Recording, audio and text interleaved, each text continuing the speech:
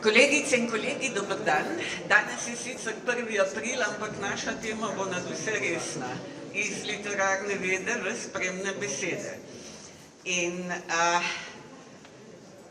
lepo vas pozdravljam, predstavljam pa hkrati vse nas, ki sedimo za tole mizo, čeprav nas v glavnem že poznate, ampak mogoče pa ne v tej vlogi, v kateri nastopamo danes. Vsi smo namreč avtorice in avtor tudi spremnih besed, se pravi tistega hibrida med znanostjo in pričakovanji bralcev in bralk književnosti, literarnim trgom, založbami, knjižnicami, šolskim sistemom. Vsi, skratka, tule delujemo tudi kot posredniki. Poleg tega, seveda, da vas učimo v študijskih programih. No, danes bomo pa malo vas tudi učili, tiste, ki še niste sami avtorji in avtorice spremnih besed, kako zadeva nastaja in na kaj vse je dobro misliti, ko nastaja. Naj predstavim torej nas v teh vlogah.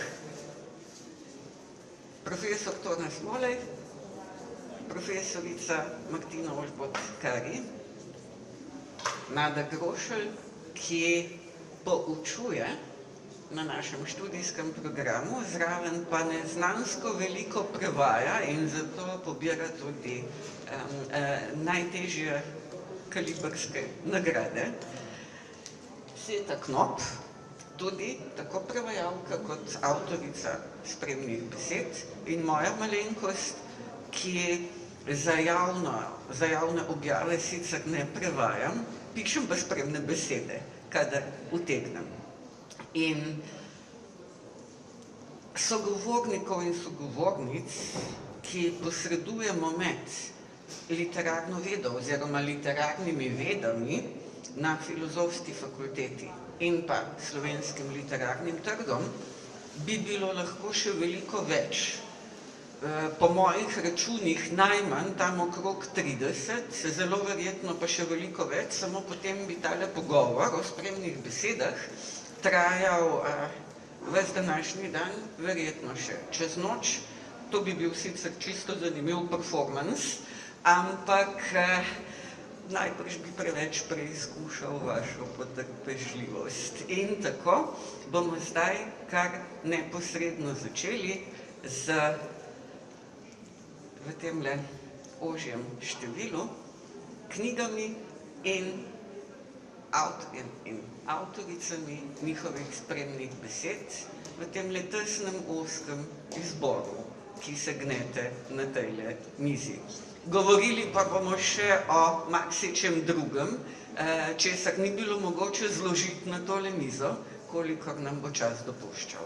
Če imate pa kakšno vprašanje, pa kar javite, signalizirajte, pomahajte, lahko tudi že sproti. Še nekaj bi na začetku poudarila.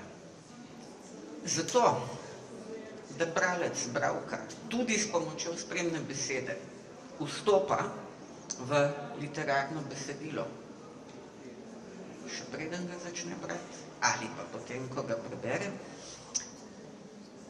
za spoznavanje svetovne književnosti, za uvide v skupne človeške etične dileme, za vse eksistencialne zagonetke, za vse to neznansko, neskončno doživljanje raznolikosti, ki ga omogoča svetovna književnost, je potreben predvsem prevod. In zaradi tega se bo torej naša debata o spremnih besedah nanašala tudi na prevode. Profesor Smolej, če slučajno ne veste, je bil kar dolgo tudi predsednik Slovenskega društva prevajalcev, ne? Kaj pa potem? Podpornik? Odpornik.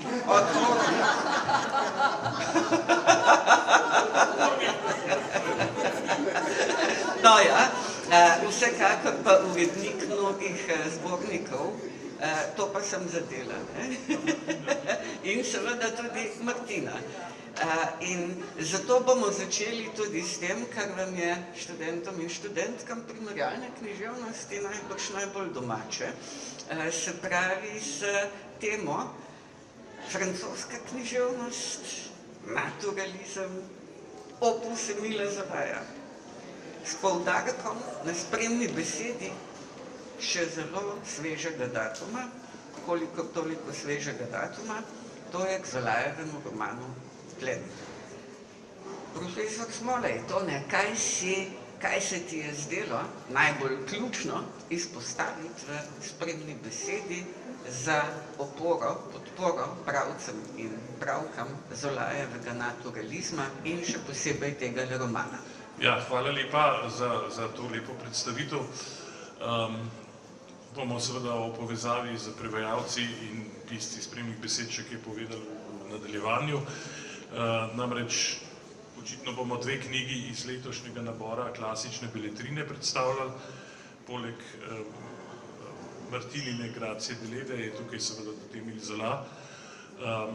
In moram reči, da sem napisal v življenju 3 spremne besede k Zolajevim delom in vedno sem bil povabljen k temu. Vedno je bil nekje v ozadju nekdo drug, ki je rekel, morda bi to napisal, in tukaj je bil v ozadju seveda profesor Kos. Mogoče ne veste, ampak seveda klasična beletrina je seveda v glavnem projekt Janka Kosa, on je bil seveda v uredniškem odboru in je zelo vplival na izbor. In Janko Kos je seveda določil, da naj bi bil v tem letniku Zolajev roman Plen, ki je seveda pri nas manj znan roman, tudi mogoče zunaj Francije, velja pa za verjetno eno boljših Zolajevih del, verjetno celo najboljši roman pred Beznico. Tisto, kar je bilo pri meni mogoče zanimivo, jaz sem seveda ta roman bral pred mnogimi leti, pa zdaj še enkrat, tako kot velikrat se pri Zolajevu zgodi. Zanimivo je, kako v bistvu so zgodovinarji se ukvarjali s tem romanom in rekli, to je republikanski pamflet, vse, kar je napisal o prenovi Pariza, enostavno ne drži. Seveda so bili škandali, seveda so bile malverzacije in tako naprej, ampak seveda projekt, Osmanov projekt, on je bil prefekt Pariza, takrat za časa Napoleona III., to je velika zgodba o uspehu. In če seveda se tega ne bi lotili, bi verjetno bil Pariz neka kloaka. Takrat so začeli parke graditi, kanalizacije in seveda Pariz, ki ga poznamo danes in ki ga obožujemo, je Pariz Napoleona III. Tako da tukaj je v bistvu zgodovinski moment povozil v bistvu te republikanske zadržke Zolaja, ki so bile seveda takrat. In to me je fasciniralo, kako so v bistvu zgodovinarji z argumenti zapisali, francoski zgodovinarji. To je izjemen tekst, izjemen roman, ampak seveda ga ne smemo brati kot roman o Osmanu in o prenovi Pariza. Toliko za zdaj, za enkrat. Skratka, ga priporočam, zelo zanimiv roman, nekoliko netipičen Zolajevski roman. Nekoliko netipičen, ampak vendarle se nanaša na Zolajevo okolje, na njegovo sodobnost, na zgodovinsko sodobnost in tako kot tudi jaz sama, tudi ti v svojih spremnih besedah vedno pritegneš bralca, bralko v to zgodovinsko okolje, na katerega se nanaša roman. Tudi Martina, profesorica Ožbotkari, je pa mogoče še pred malo zahtevnejšo nalogo včasih bila, namreč, čeprav nam je italijanska književnost, sosednja književnost, o njej pravzaprav vemo precej manj kot recimo o, kaj vem, nemški ali angleški književnosti, eden od malih paradoksov literarnega prostora v Evropi. In zato je bilo najbolj pomembno da si zelo natančno premislila, kako slovenski bralni publiki predstaviti eno od velikih klasičnih avtoric italijanske književnosti, Grazio Deledda, in njen roman Jaz Botolu, ki ga vidite tule. Lahko kaj poveš o tem, prosim? Hvala lepa, najprej hvala, Vanesi, za vprašanja in seveda vam, ki ste prišli in ste tukaj, hvala lepa temu občinstvu, ki je najbolj dragoceno občinstvo, to ste študentje in seveda prihodni pisci spremnih besed, nedvomno, med drugim tudi. In seveda upam, da zelo tudi strastni bralci, kot je bila tudi Deledda strastna bralka, drži. Italijanska literatura je tukaj precej v bistvu mogoče res netipična, kot pravi Vanesa, gre za v bistvu en mali paradoks, ampak te res velike književnosti, ki je postala mogoče prehitro velika, ne samo velika, ampak velika, da dejansko je potem vse, kar je nastalo po tistem velikem obratu, po tistem velikem vrhu, je potem nekako šlo v drugi plan. Tako da v bistvu res, italijansko literaturo Slovenci razmeroma slabo poznamo deloma tudi že klasično italijansko, iz več razlogov, dobro, imamo Danteja prevedenega in imamo seveda te velike avtorje, ampak pri Ariostu se pa že recimo ustavi, ne? Verjetno so pač vendarle to veliki projekti, ki so sicer v nastajanju trenutno, ampak vendarle veliki projekti. Tako da v bistvu iz več razlogov verjetno italijansko književnost slabo poznamo, pa ne samo Slovenci, ampak mislim, da tudi v Evropi nasplošno, če gledamo recimo anglo-ameriški trg, ki je ogromen seveda, ne, in kjer je vedno več tudi prevodov, tudi tam je recimo italijanska književnost v primerjavi recimo z nemško, francosko seveda že itak, mogoče celo špansko, nekoliko marginalna, drži. No? Ampak kar je zanimivo pri tem romanu, oziroma pri tej avtorici Grazii Deledda, Sardinki, rojeni leta 1871, se pravi kar daleč, umrla je leta 36, vmes so bile pomembne stvari, o katerih bom mogoče rekla dve besedi. No, tudi ona sama, podobno kot italijanska literatura, je bila nekako marginalka. Marginalka znotraj italijanske književnosti, marginalka že na svojem otoku, torej bila iz Sardinije. Sardinija, kot vsi vemo, je pač otok, ki je nekaj drugega kot Italija, v več smislih, kulturnem, zgodovinskem, tudi jezikovnem. Jaz sem sicer primarno jezikoslovka, tako da v bistvu me vedno tudi zanima jezik. In tukaj so zanimive stvari v zvezi z njenim jezikom. Ona namreč italijansko sploh ni znala. Italijanščine se je naučila kot, bomo rekli, mladostnica recimo. Naučila se je strastnim branjem, predvsem z seveda deloma šolanjem, ampak predvsem strastnim branjem in s to svojo veliko željo, da postane italijanska avtorica, kajti vedela je seveda, da edino italijanščina je okno v svet. Ne bi mogla pisati v sardinščini in postati uveljavljena avtorica. To je ena marginalnost njena, se pravi sardinskost in sardinščina, se pravi kultura, okolje njeno primarno in seveda jezik. Druga marginalnost, enako pomembna ali pomembnejša, je to, da je bila ženska, da je ženska v tem italijanskem prostoru takratnem, ki je bil seveda zelo moški, lahko rečemo tudi zelo mačističen, seveda ne samo italijanski prostor, ampak gotovo svetovni prostor literarni nasploh. Bilo je, kot vemo, ogromno avtoric, ampak te avtorice so bile nekako nekanonične, nekanonizirane, večinoma so veljale za nepomembne, niti ne za drugorazredne, ampak neupoštevanja vredne. Ne? In ona je bila pač avtorica, ki je živela v tem moškem svetu, ustrezno temu pač je bila pogosto tudi spregledana, v bistvu slabo izobražena, formalne izobrazbe imela izjemno malo, so jo pa sama veliko pridobila. Zelo je skrbela za dom in družino, poleg literature ni imela drugih interesov velikih, niti ne političnih, čeprav je bilo seveda to v času, ko se je fašizem recimo vzpenil, Italija je živela v enem takem zelo prelomnem obdobju, ampak to ni zanimalo pretirano, vsaj tako je videti. No, tako da v bistvu pogosto je veljala za neko gospodinjo, ki želi biti pisateljica, seveda. To je bila ta njena percepcija, recimo Pirandello se je zelo trudil v tej smeri, ne, da bo pač nekako ta ženska, ki pač ni zelo pomembna. Imela je nekaj občudovalcev med italijanskimi pisatelji, slavni Luigi Capuana, drugi italijanski verist, tudi sicilijanec, poleg Verge, poleg bolj znamenitega, bolj znanega Verge, je bil njen občudovalec, tudi torej, spodbujal jo je in tako naprej. Poleg tega recimo je občudoval Attilio Momigliano, znameniti italijanski literarni zgodovinar.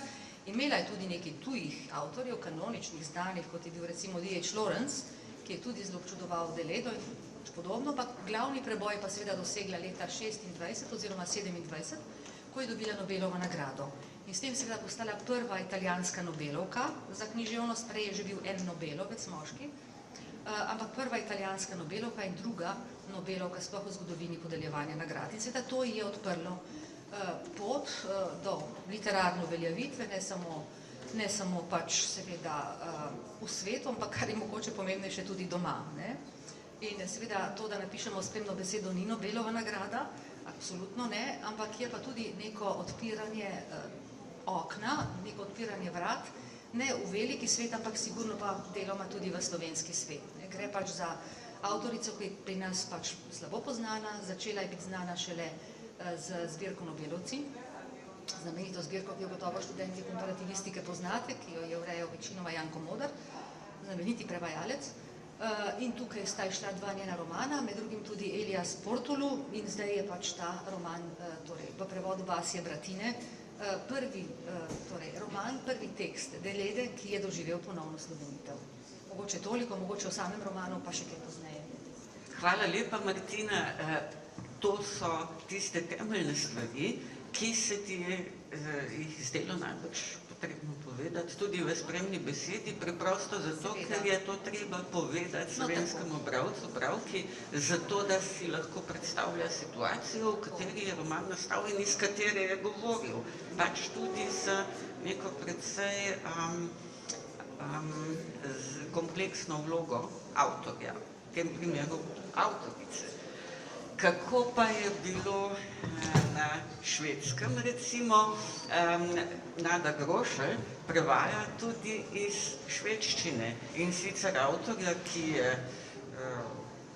zelo, zelo široko znan po svetovni književnosti, ampak zanimivo, Nada se je lotila izzivalne naloge prevajati njegove tiste tekste, ki so pravzaprav manj znani, vsaj pri nas, pa tudi v svetovni književnosti, manj odmevni, torej tekste Augusta Strindberga kot tudi prozaista. Ja, najprej tudi od mene lep pozdrav. Res je, jaz sem pač hodila tukaj na lektorat iz švedščine, na filozofski, ki me je strašno pritegnila. In že takrat seveda sem opazila en problem, namreč, da zelo težko deliš te svoje vtise z nekom drugim, če pravzaprav tisti drugi ne zna jezika, v slovenščini tega ni. Zdaj v tujih jezikih pa takrat, ko sem jaz to pač začela, tudi še ni bilo tako široko dostopno kot zdaj, kaj šele na internetu in podobno. Tako da dejansko sem prvo knjigo iz švedščine, ki sem jo prevedla ravno zato, ker mi je bila strašno všeč. To so bile zgodbice od te znamenite mladinske pisateljice in tudi pisateljice za odrasle, Tove Jansson. In jaz sem to v bistvu prevedla čisto tako brez založbe ali česarkoli, pač zato, ker sem hotela to malo prosvetljevati svoje bližnje s to literaturo. No, pri Strindbergu je pa tako, Strindberga v glavnem pač seveda poznamo vsi, med drugim pa v Gospodični Juliji, ki je bila ponavadi pač neko obvezno čtivo v srednji šoli. Tudi sicer, če gledamo njegova dela, vidimo, da je bilo kar nekaj njegovih dram prevedenih in se še zdaj uprizarjajo, recimo, jaz se spomnim tudi Mrtvaškega plesa, da je bil, pa recimo Pot v Damask in podobno. No, in zanimivo je to, da je bil tudi Strindberg eden prvih in nekaj časa najbolje zastopanih prevajanih avtorjev švedskih v slovenskem prostoru. Ampak seveda Strindberg ni samo dramatik, čeprav moram tukaj povedati, da sem nekako na pobudo profesorja Smoleja prevedla tudi 6 njegovih enodejank. No, ampak Strindberg je blazno pomemben tudi kot pisatelj. Se pravi, kot prozaist pisal je tudi poezijo, ampak ta njegova proza je zelo znamenita.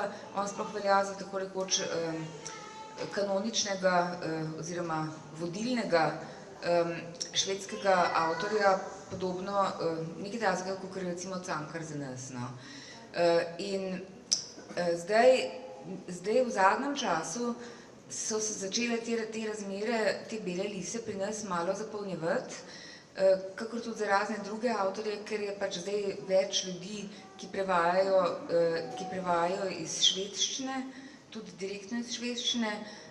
in ki imajo pač malo drugačen domet kot recimo samo te kriminalke, ki jih pač štancajo založbe na tekočem traku, ker pač skandinavska književnost je precej več kot samo kriminalke, tudi če so še tako krvave in dobre. V glavnem, torej, recimo zdaj je, pač pred par leti je izšla recimo Strindbergova taka romanizirana, recimo autobiografija, to je prevedla lektorica za švedščino Mita Gustinčič-Pahor, tukaj z Filozofske. Jaz konkretno sem pa prevedla tako zvane Otočane s Hemsöja. To je pač, v bistvu naslov je Hemsöjčani, pač prebivalci Hemsöja, samo Hemsöjčani bi bilo tako malo ne čisto zelo povedno v slovenščini, če bi bil to naslov. In zdaj, zakaj gre? Strindberg je kot več teh... Gledati vsebine. Ne, to ni hotela biti vsebina, to je hotela biti pač en tak stranski odsvirek. Gre za to, da je Strindberg, tako kot mnogi drugi pisatelji, tudi recimo ravno ta že omenjena Tove Jansson, je zelo rad hodil na torej v ta štokholmski arhipelag, na en tak otoček, ker tam je polno otočkov, ki se sicer meni ne zdijo posebej idilični, sodeč po opisih, njim so se zadeli pa zelo. No, v glavnem, on je hodil dolga leta in je tam preživljal poletja in tam je pač seveda spoznal tisto družino, ki je imela v lasti ta otoček in ki je bila pravzaprav edina prebivalka tega otočka in pač te ljudi, njihove tudi prednike in prejšnje zgodbe, in potem je to uporabil v temle precej hudomušnem romanu, kjer res naturalistično recimo opisuje tisto življenje, mentaliteto in podobno.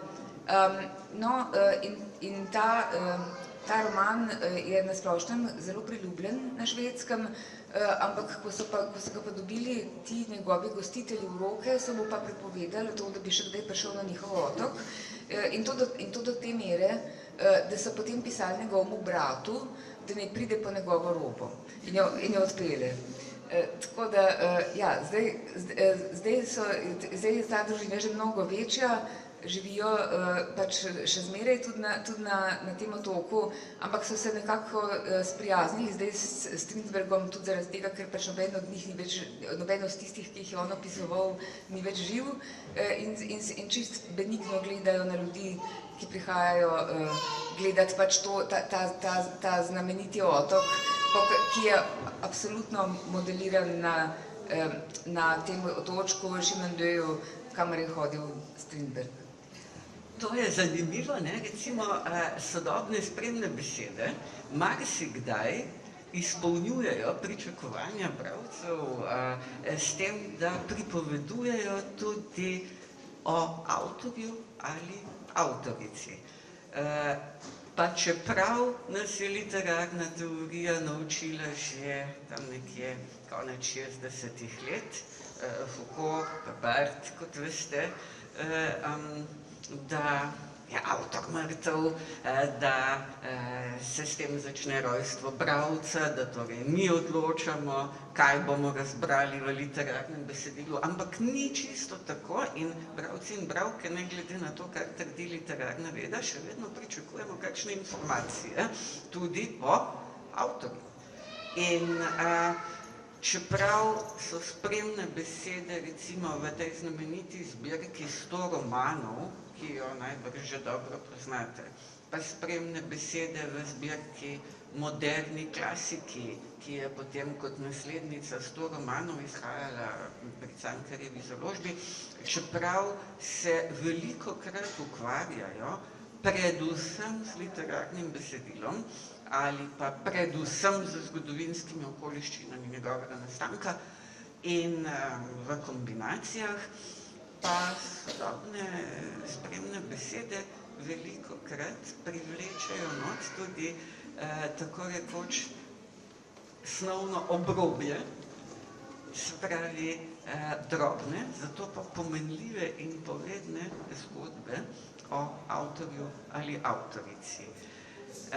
Sveta, kot avtorica spremne besede k Tomasu Mannu, njegovi čudoviti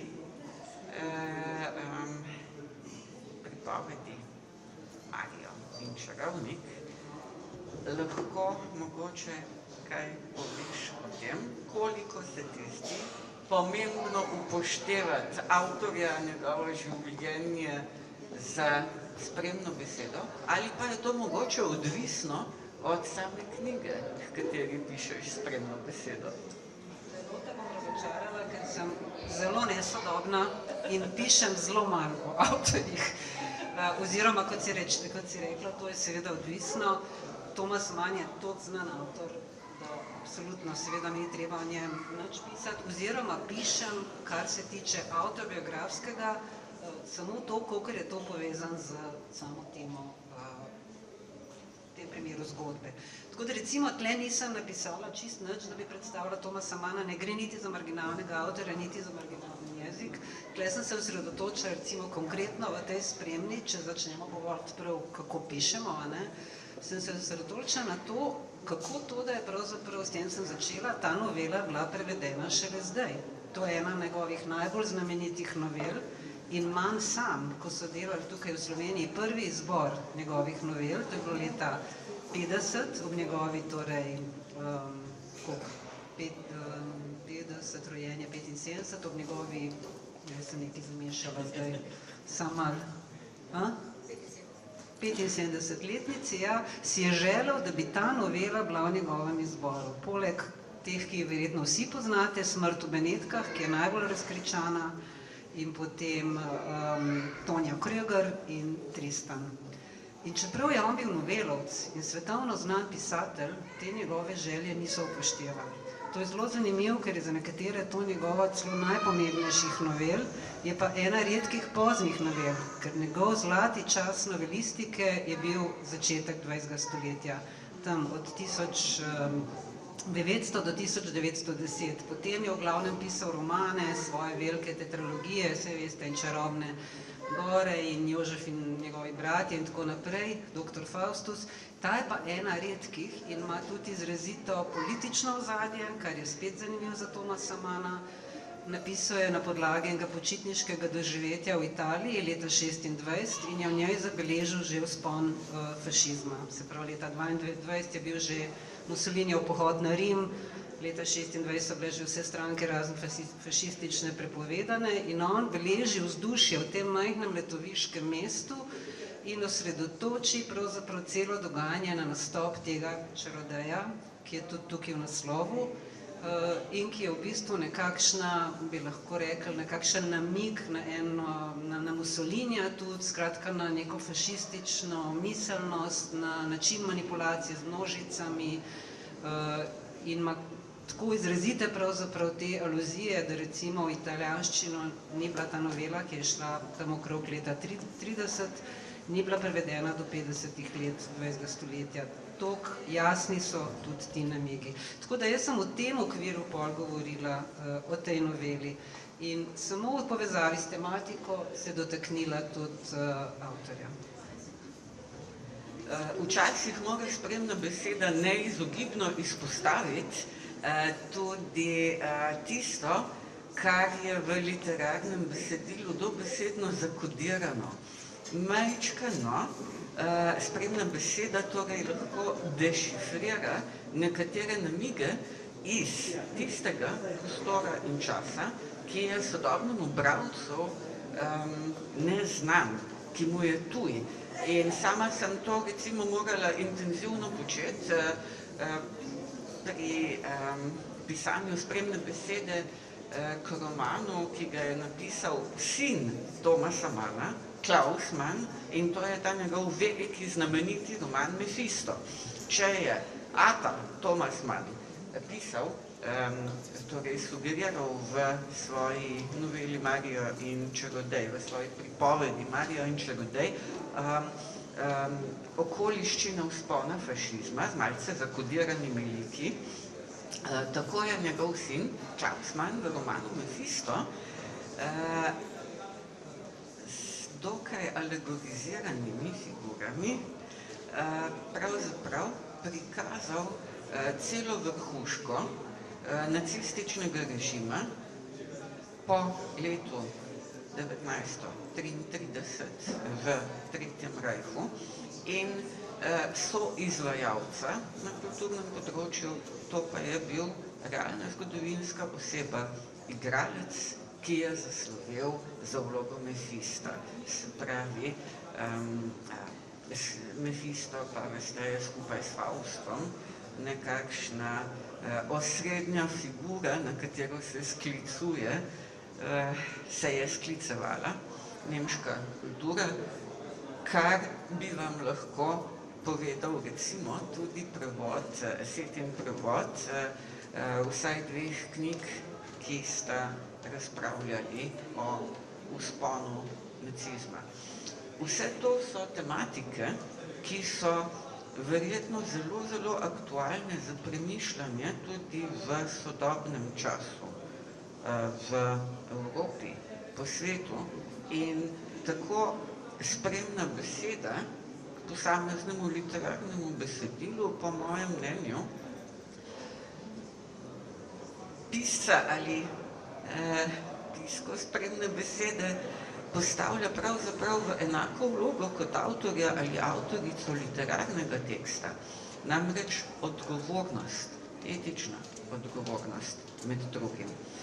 Ampak to so pa že teme, ki so bolj specialne za literarno teorijo in metodologijo, zato jih bomo zdaj rajši pustili ob strani. Bi pa prosila profesorja Smoleja, da pove nekatere reči, ki so zelo ključne za vas, ki ste bodoči avtori in avtorice spremnih besed, kar se tiče same strategije izvajanja, kar se tiče samega vstopa spremne besede na literarni trg. Ja, no, jaz bom govoril iz svoje perspektive, mogoče ne moram za druge, niti ne poznam vsem, ampak recimo, kako je to potekalo, ko sem napisal prvo spremno besedo in to je bilo pred 28 leti. Ravno prej smo se pogovarjali s kolegi, bil je tam nek seminar iz literarne retorike, če se spomniš, Ti si napisala seminar na 120 straneh, tako da veste, kako je to bilo. In sicer o Valdovi Salomi, se spomniš. No, to je bilo eno leto pred nami in mi smo že vedeli, da je Vanessa napisala seminar na 120 straneh in da je to pač zdaj zelo resno. No, ne, čist resno. Skratka, šlo je pa za analizo retoričnih figur, simbolov in tako naprej. In naslednje leto je bil podoben seminar, ker je imel profesor Korenta seminar in šlo je za, vem, jaz sem si takrat zbral, Baudelaireove kratke pesmi v prozi. Analizo retoričnih figur. In to je tudi nastalo nekaj 70 strani, recimo. No in jaz sem potem poleti to nekako predelal in to objavil v zborniku Društva prevajalcev. Na kar me je poklical Aleš Berger in rekel, da ta stvar je pa zanimiva, da pa on ureja zbornik o Udoviču in če bi naredil nekaj podobnega še za Udovičeve prevode Rož zla. In seveda to je bila pa zdaj posebej resna naloga, ki sem se jo lotil, delal, ne vem, par mesecev, mogoče celo pol leta in skratka zelo skrbno se teh stvari lotil. In Berger mi je zapisal, bili ste hitri in zanesljivi, nekaj tanskega napisal. No in potem je prišla pa druga naloga, takoj potem. Tukaj se je pripravila izbor iz Baudelaireovih Rož zla in zdaj je pa tukaj priložnost, da napišete neko spremno besedo in da tudi uredite Rože zla, dvojezična izdaja je bila, se pravi ne vse, ker je pač dvojezična. In jaz sem rekel, a si lahko zaželim kakšne nove prevode? In je rekel, ja, lahko, se tam je gospa Javoršek pa prevaja, to je teta, In jaz sem se napotil gospe Javoršek in sva skupaj naredila neki izbor, torej to, kar se mi je zdelo, da bi nujno morali biti. Ker te starejši prevajalci, kot so bili Udovič in tako naprej, so prevedli pesmi, ki so jim bile blizu, niso pa prevedli pesmi, ki bi morali biti nujno prevedene. Medtem ko Marija Javoršek je seveda rekla, ni problema, bomo to prevedli. No, potem se mi še malce kompliciral življenje, ker se šel z Jakobsonovo interpretacijo Mačk k njej in rekla, da si kaj dosti s tem ne more pomagati, ampak da bo pa vsem prebrala. Skratka, hočem reči, da to je bila zdaj že neka povezava pisati spremne besede in urednik knjige, ne urednik zbirke, komunicira s prevajalcem. Šlo je za en izbor, ne prav veliko pesmi, ampak tiste, ki so pač manjkale, zato da bi bil ta izbor nekako reprezentativen, se pravi, da bi bili tukaj vsi prevajalci prisotni, vse te njihove prevajalske poetike, hkrati pa, da bi seveda v teh raznih ciklih Baudelairovih nič ne manjkalo. In to se mi je zdelo zelo važno. Seveda, to je bil v bistvu en del zbirke lirika, dvojezična lirika, ki je imela tudi svoje zahteve, ampak v glavnem prav zelo obsežne spremne besede tam niso bile. Ker sem pa seveda komparativist, me je pa seveda zaneslo preveč v recepcijo Baudelaira na slovenskem, tako da tle se mi je vse skupaj poklopilo.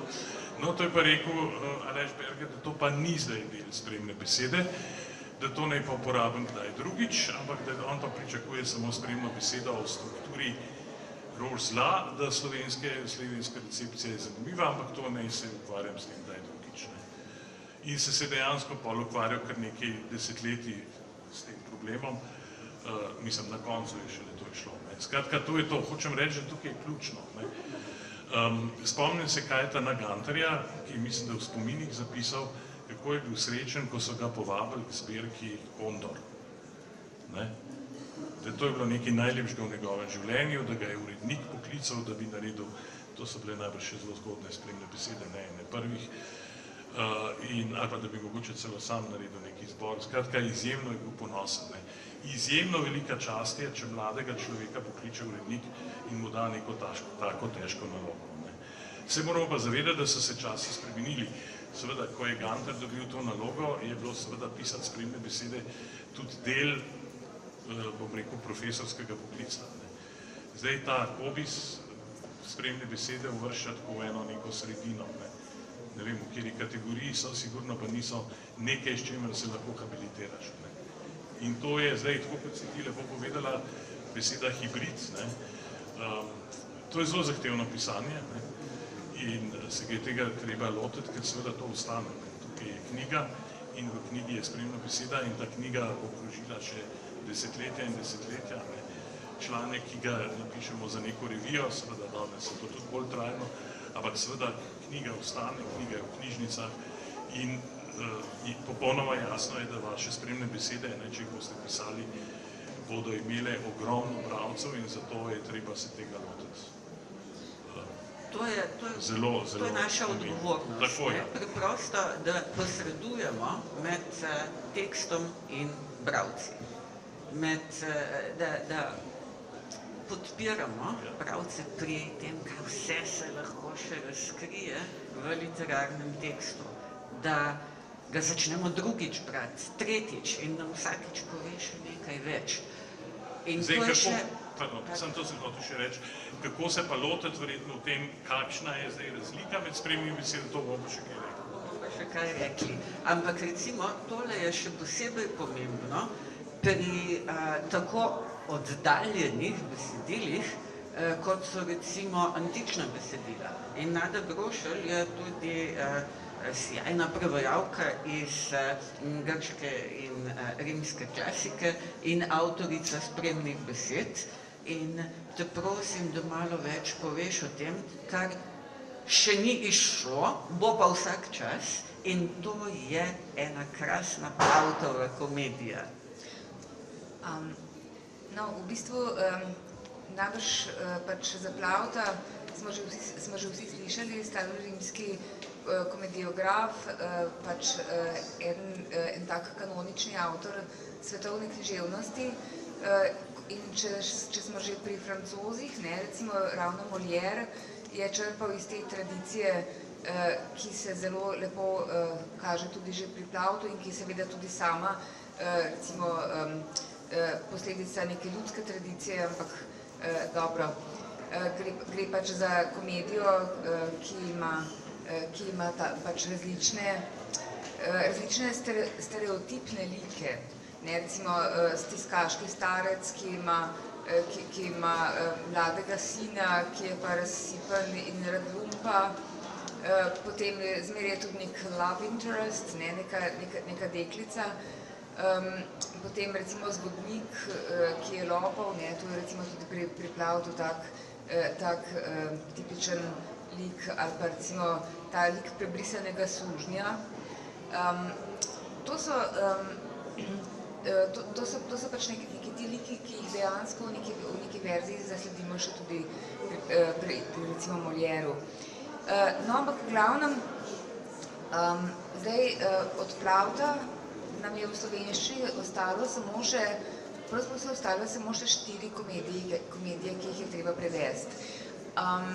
Ampak zdaj v svojem zadnjem zvezku, ki je začel že leta 2019, sem pa vzela 4 ravno tako prej še neprevedene komedije in sem jih združila pod naslovom Komedija prepoznave. To so namreč komedije, kjer je glavno gonilo to, da recimo eni starši prepoznajo svojega sina ali pa hčerko, ki se je nekako izgubil že kot dojenček ali pa v ranem otroštvu in podobno. In ker se okrog tega vse vrti, pač to recimo klasificiramo kot komedije prepoznave.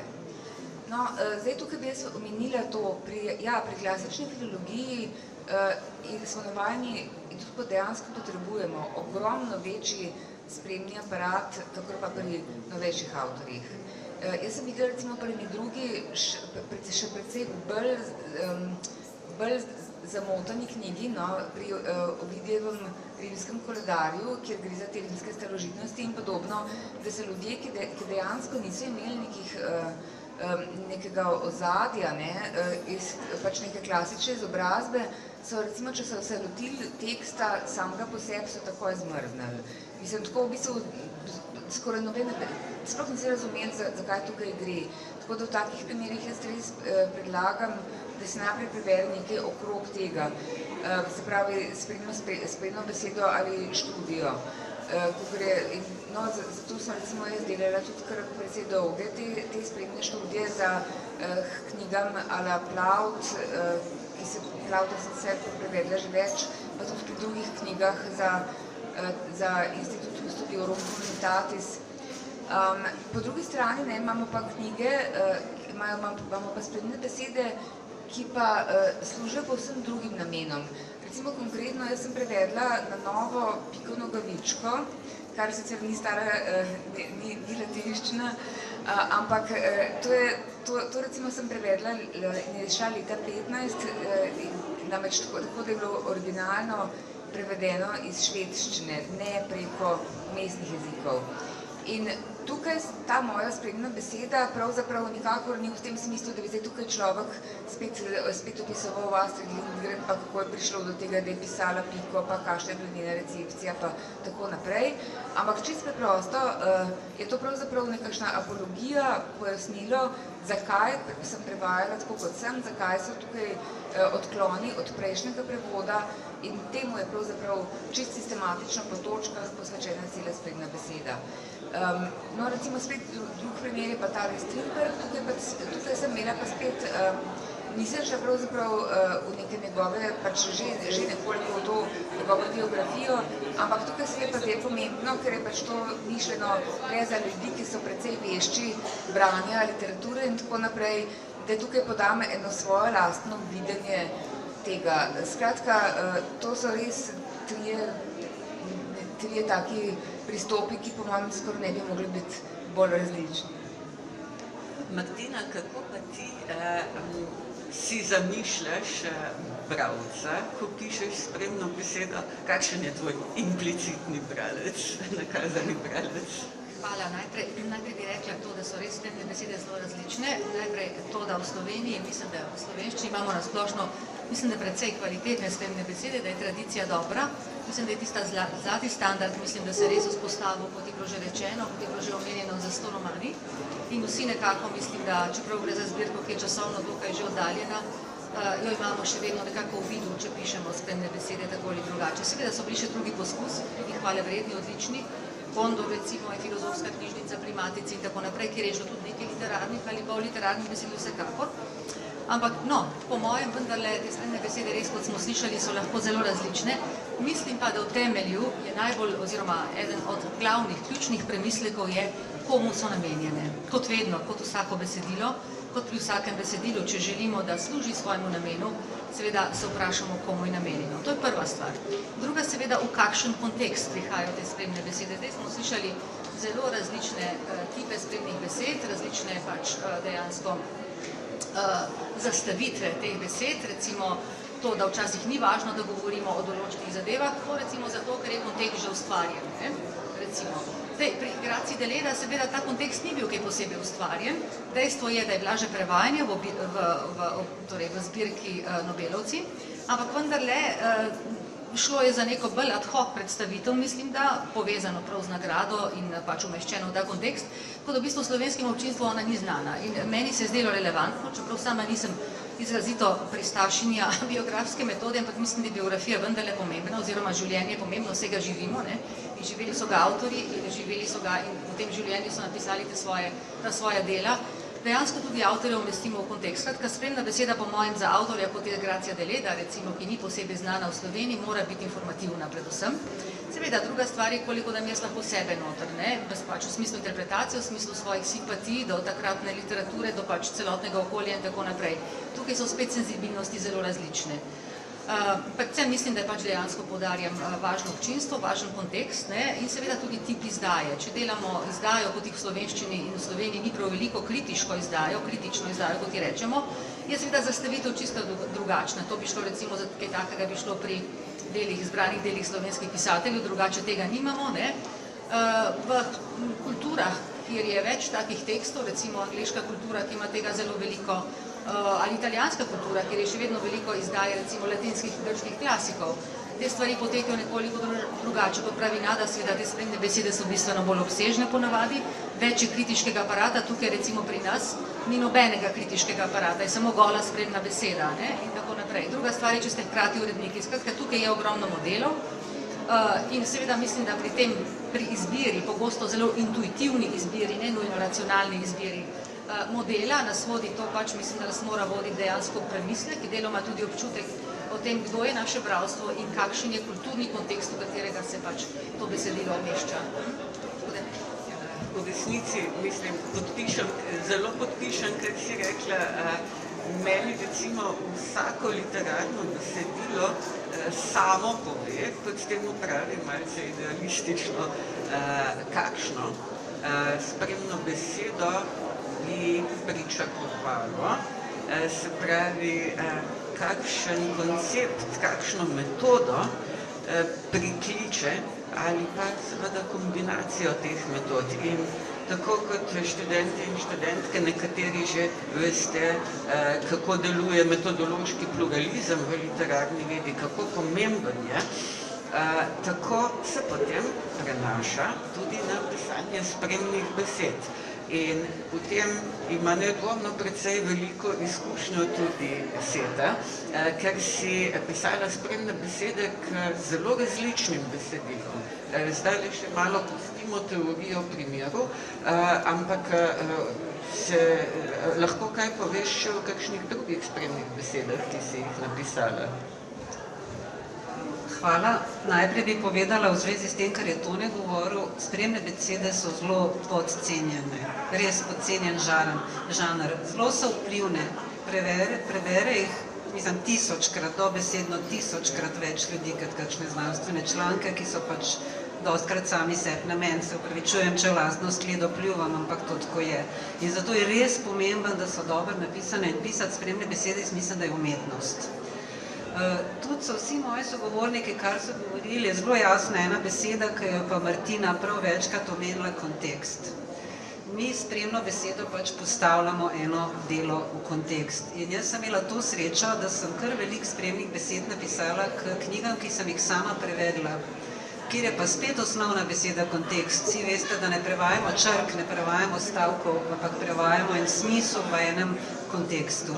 In meni je že, ker sem prevajala te knjige in se seveda zelo poglobila in še marsikaj zraven prebrala, kaj se je nanašalo na te knjige, je bil to zame v enem smislu privilegiran položaj, da sem toliko lažje potem mogoče napisala tudi spremno besedo, ker sem šla v drobovje nastajanja knjige in sem dejansko jo videla zelo odblizu.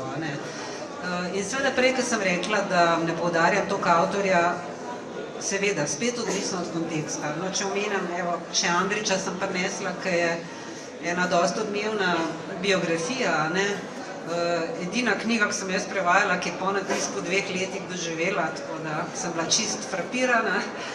Recimo, to je napisal avstrijski novinar. To je zelo zanimiv, o Andriću. Kako? Vsi so skočili v luft, a ne? Seveda bi pričakoval, da bojo napisali o njemu kaj pač ex-ju, a ne kakšna nacija, ali Hrvati, glede na to, da je bil pač, da se je rodil hrvaškim staršem v Bosni, ali Bosanci, ki se je tam rodil, ali Srbi, ker je živel v Beogradu in se odločil tudi za Jekovico in tako naprej.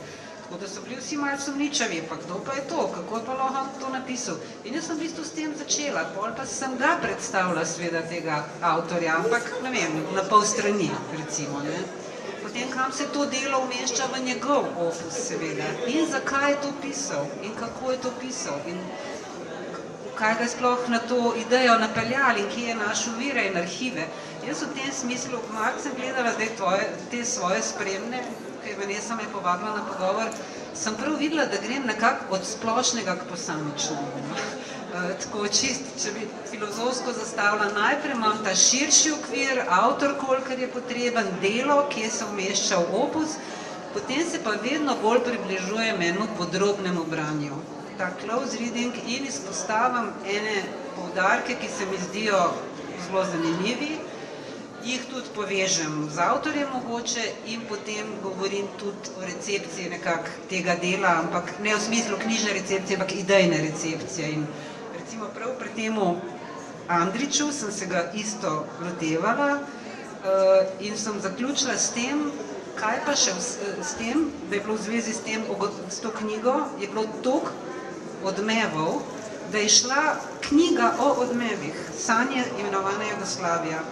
In jaz sem tudi te odmeve vse prebrala in sem tudi te odmeve že nekako analizirala in še avtorjeve nekako zamisli za naprej, ki so se porodile iz njegovega preučevanja Andrića. Tako da se eno celo zelo široko polje še odprlo enih morebitnih drugih tem v povezavi z Andrićem.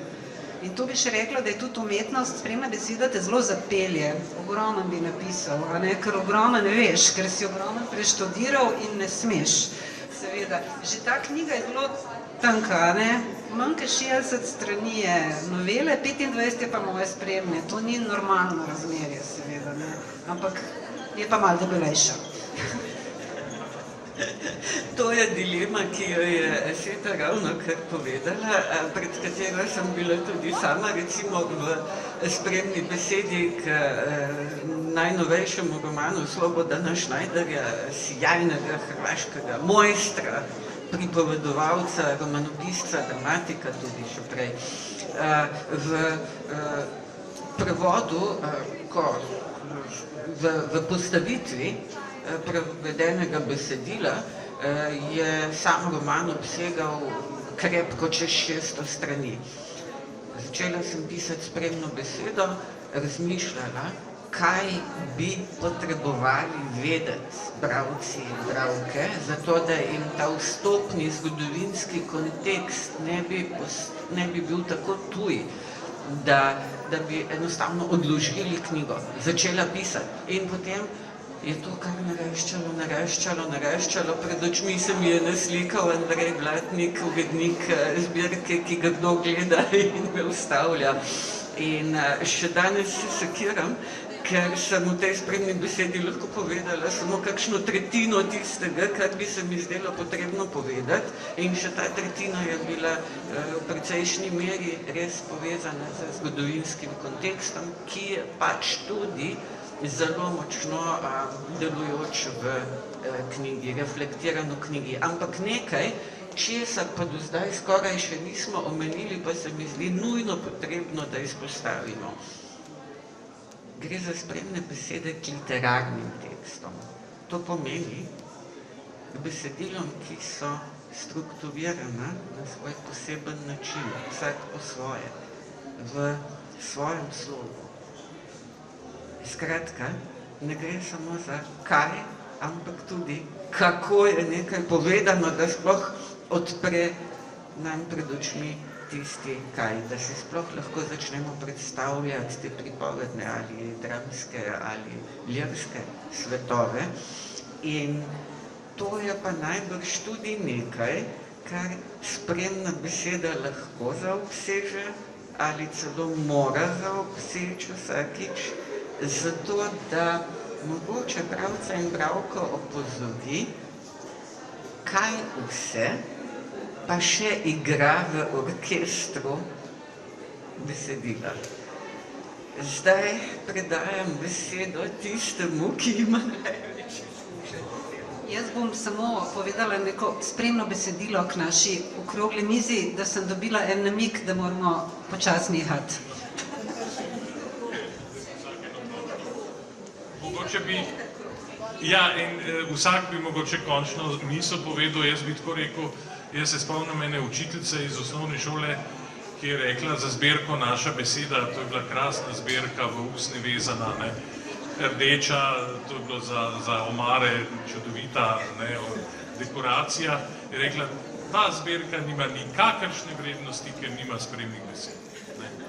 In je pa tudi tako, ne, tako kot če gremo v dramo, nekaj pričakujemo, če gremo v mestno gledališče, imamo drugačna pričakovanja, če gremo v mladinsko in tako naprej, ali v šentjakobsko. Vsaka zbirka ima seveda svoj tip spremnih besed. Klas je imelo drugačno zbirko in seveda tudi bralec ve, kaj lahko pričakuje. Tako da jaz mislim, tako so pa to res, tako kot je rekla Seta, izjemno odgovorno delo, ki jemlje svoj čas in ki je premalo cenjeno v akademskem poklicu. Hvala. Ne vem, kaj ne rečem, vse je bilo že zelo pametno povedano in mislim, da skoraj nimamo kaj dodati, pravzaprav, ampak mogoče samo nekaj, jaz se ukvarjam predvsem z italijanščino, ampak živim od tujih jezikov, kar je seveda zelo lepo. In bi rekla še tole, da dobro je mogoče včasih, ko pišemo spremne besede, ko se pripravljamo na pisanje, ko pač se ukvarjamo z deli ali jih sami prevajamo in potem pišemo spremne besede ali pač za katere bomo samo pisali spremne besede, da si pogledamo še kakšno tujo spremno besedo, če obstaja k tem delom. Skratka, slovenski prevodi pogosto niso prvi prevodi v neki jezik, se tudi to včasih zgodi seveda, ne, ampak pogosto niso prvi prevodi, pogosto obstajajo že prevodi istega dela v druge jezike, če govorimo o prevodih zdaj, ne, seveda ne izključno. No in v teh primerih je zelo dobro, da si pogledamo tudi spremne besede oziroma aparat, kako so zastavili drugi pač to vrstna dela, ali če obstajajo v slovenščini seveda tudi že naše predhodniki, ki so se tudi s tem ukvarjali. Se pravi, obsedena sem nekako za vlogo konteksta, kot vidite tudi v tem. Skratka, tudi glede samega našega prispevka k pač delu, k spremno besedo, spremna besedila, mislim, da je tudi tukaj vedno dobrodošlo, če si dejansko pogledamo širši kontekst, kako so pač se drugi tega lotili. Ne, da bi to kopirali, seveda, ne, jasno, to veste študenti, da se ne sme, tega ne delamo, ampak v bistvu res, da si čim bolj razširimo svoje obzorje, niso samo, kot slišimo, ne, strokovna besedila v tem besedilu, seveda ni samo besedilo, tisto, ki je relevantno, ampak dejansko tudi drugi projekti podobni našemu, kako so pač drugi to počeli. Ja, jaz bi se mogoče navezala na to, namreč ena stvar, ki se moramo tudi zavedati, je to, kakšen napredek je vmes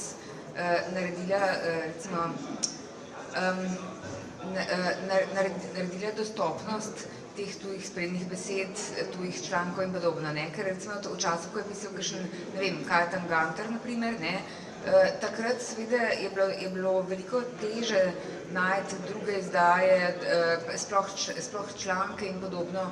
Zdaj recimo pač je pravzaprav te robe še kvečemo preveč na internetu, ne, in to je pravzaprav nepojmljivo, kakšna razlika je za nekega raziskovalca ali pa za pisca spremne besede med časom pred 50 leti in med zdajšnjim časom. Ker zdaj seveda imamo to vse na dosegu roke, samo pač biti moramo kritični. Tako da to se mi zdi zanimivo. Pa tudi recimo to, da včasih so bile spremne besede dejansko res kot nek tak definitivni tekst, ne, pač vse je bilo o avtorju zelo natančno, pač življenje, delo, potem o tem konkretnem delu. Zdaj seveda si lahko privoščimo tudi to, da se res tematsko osredotočimo na nekaj, ker pač vemo, da vsak, ki ga bo približno zanimalo, kdaj se je človek natanko rodil in kje je umrl in podobno, bo to seveda našel na računalniku kot pri trenu. Hvala lepa, Nada. V resnici imamo veliko možnosti za dodatno brskanje, ampak k temu nas lahko spodbudi točno dobro napisana spremna beseda. In pri tem se nismo niti dotaknili nečesa, kar vsi tule počnemo, to so pa spremne besede k teoretskim besedilom, se pravi teorija k teoriji. Čisto drugače zasnovana spremna beseda, ampak vendarle v enaki posredniški vlogi. Omogočati, približati, olajšati bralcu dostop do neke vplivne teorije. To moramo zdaj pač žal pustiti primerov, samo omenjam zato, da bi vedeli, da bi si priklicali v spomin, tako kot obstaja 1000 različic modelov eseja, tako obstaja tudi 1000 različic modelov spremne besede. In jaz si bom pa vzela pravico, da zaključim s citatom, ki mi je ostal v spominu od mojega otroškega branja, zelo znamenitega romana Roalda Dahla, katerega? Matilde. In Matildo je prevedel in spremno besedo za otroškega bralca k njej napisal Bogdan Gradišnik. Kaj je rekel? Do spremnih besed je bil, vsaj za otroškega bralca, zelo skeptičen. Kaj pravi, citiram, ne pravim, da nikdar ne naletiš na zanimivo ali že kar zabavno spremno besedo. A to so silno redke izjeme. Večinoma pa so te zadevščine takšne, da bi jih lahko mirno prodajali namesto uspavalnih tablet. Ups. No, upam, da smo s temle pogovorom dokazali, da lahko to njegovo izjavo, vsaj za odrasle bralce in bralke, ovržemo. Hvala lepa.